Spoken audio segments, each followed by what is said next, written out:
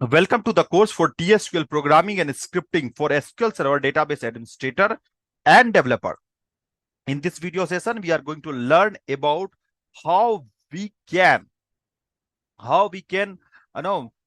give the particular connection from the trigger to SQL Server. So what we want to prevent the connection from the other source to the SQL Server.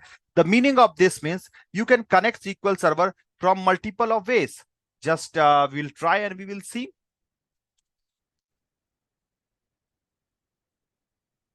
.sys processes.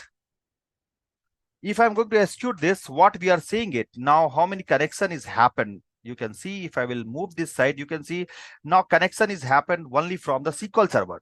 What I will do, I will try to connect SQL Server using command prompt. So now you can go here and select at the rate of server name, go. It is giving me the server name. This time I have connected through the command prompt, and if I will execute and if I will go here down, you will see it is showing like SQL CMD. Somebody has made the connection to the SQL Server using SQL CMD. Same thing, you can do the connection from PowerShell also, and I have executed. Now it is giving me at the rate of app name. So the meaning of this means you have made one connection from the PowerShell. Let's see what we will see now. It is showing me .NET client provider. Same thing, which one you are seeing here, same app name it is displaying in the SQL Server. So somebody has made the connection using the .NET SQL client data provider. And as .NET client data provider is PowerShell is built on the top of the .NET. So it is displaying like .NET SQL client data provider.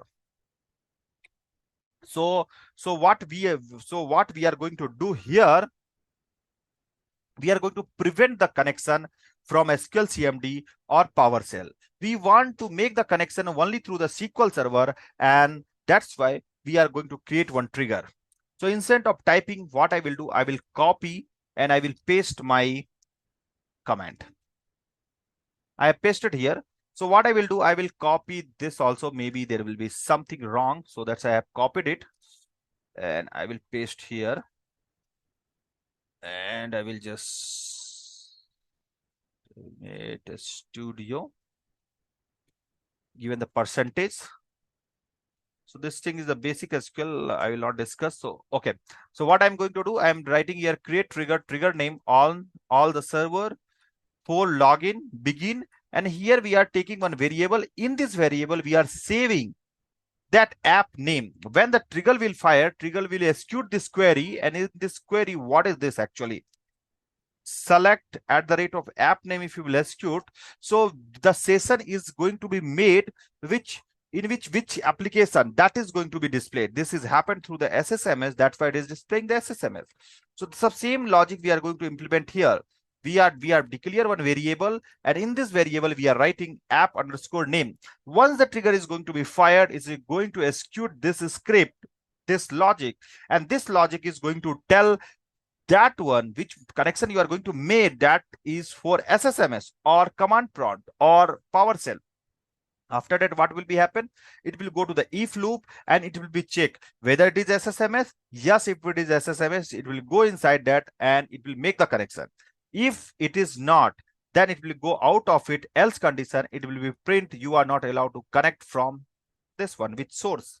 So I have executed. Now command completed successfully. Now if I will open new query window, successfully I was able to create. But whenever I am going to connect this with command prompt, I will exit and I'm going typing this SQL CMD and I'm getting the error like SQL Microsoft DBCC. This login failed for this due to trigger execution.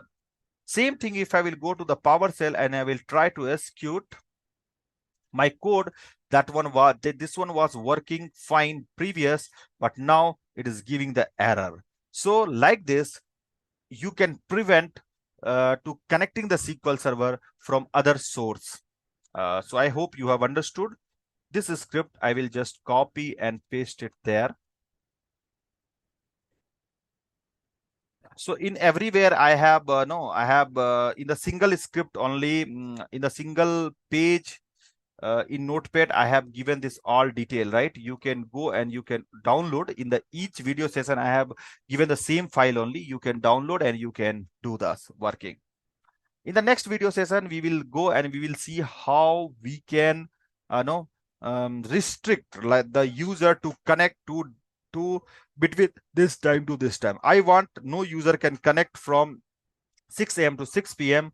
For that also you can write the trigger. That one we are going to learn in the next video session. Thanks for watching this video. Please continuously watch my next video session. Thank you so much.